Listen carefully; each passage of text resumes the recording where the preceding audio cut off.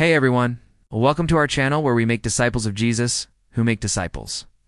And we want to thank you for joining us for our study through the Gospel of Matthew. Now let's dive into Matthew chapter 1, verse 1. A record of the genealogy of Jesus Christ, the son of David, the son of Abraham. Now right off the bat, we have a genealogy, which is essentially a family tree. And this is important for Matthew because his audience was Jewish and they understood their heritage. So Matthew's starting point is to show how Jesus fits into the lineage of Abraham and David. It's also important to note that the word record was a technical term in Greek literature for carefully recording historical documents. So Matthew wants to make it clear that his gospel is historically accurate. Then Matthew goes on to talk about all of Jesus' ancestors until he gets to Abraham. And then he goes back again, beginning with Abraham, and gives another list of ancestors until he gets to Jesus. So why does Matthew give us two lists? Well, the first 14 names go from Abraham to David. And this is important because Abraham was the father of the nation of Israel. So Jesus is called the son of Abraham. And Jesus, being a descendant of David, is important too, because the Messiah was supposed to come from David's line according to the scriptures. And so, by showing Jesus' ancestry from Abraham to David, Matthew is proving that Jesus is the Messiah. But that's not all. There's a second group of 14 names too, and they go from David all the way to Jesus. So Matthew is showing that Jesus is truly part of the Davidic line.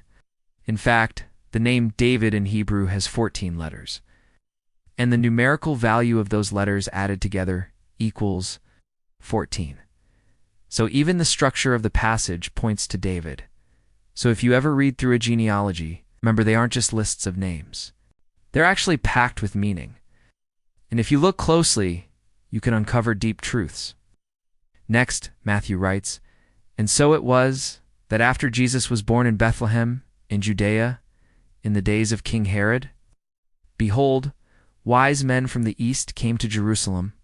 So right before Jesus' birth, Matthew mentions wise men who came from the east to Jerusalem. Now it's unclear exactly who these people were, but they were probably Persian magi, which was a title for scholars and astrologers. Now, what's interesting is that these wise men didn't go to King Herod first. Instead, they went to Jerusalem. And they asked the religious leaders, "Where is the newborn king of the Jews? We saw his star when it rose and have come to worship him." So they went to the chief priests and the Levites and asked them where the Messiah would be born. The religious leaders directed them to Bethlehem. Then, when they had heard the king, they departed. And behold, the star that they had seen in the east followed them until it came and stood over the place where the young child was. So the wise men followed the star, and it led them directly to Jesus. And this reminds me of another star that led some shepherds to Jesus, and that's recorded in Luke, chapter 2, verses 8 to 14. "And when they saw it, the star, they were terrified. And the angel of the Lord appeared to them, saying, 'Do not be afraid. For I bring you good news of great joy that will be for all the people. For unto you is born this day in the city of David a Savior who is Christ the Lord. And this will be the sign to you. When you see the star in the east, you will know that he has risen to reign over Israel. And this is the firstborn of many brothers.' And when the angel had departed from them, behold, the star that they had seen in the east stood over where the young child was." Both Matthew and Luke tell us that a star led people to Jesus. But notice that the wise men were looking for Jesus, and the shepherds weren't. The shepherds were out taking care of their sheep. But God still drew them to Jesus, and this shows that God is able to get our attention and draw us to himself no matter where we are.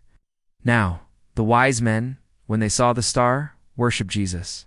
And the shepherds, when they saw Jesus, praised God. And this is the heart of worship. Worship is a response to what we see. And when we really see Jesus, we'll begin to worship him. And so, as we close, let's think about what it means to see Jesus. First, Jesus is the promised Messiah. Second, Jesus is the son of David. And third, Jesus is God with us. And if you see Jesus in each of these ways, your response will be worship. So we invite you to join with us and say, "Jesus, we worship you." If you found today's study helpful, please hit that thumbs up button, and we'll keep walking through Matthew together next week. Until then, walk in the Spirit, not the flesh.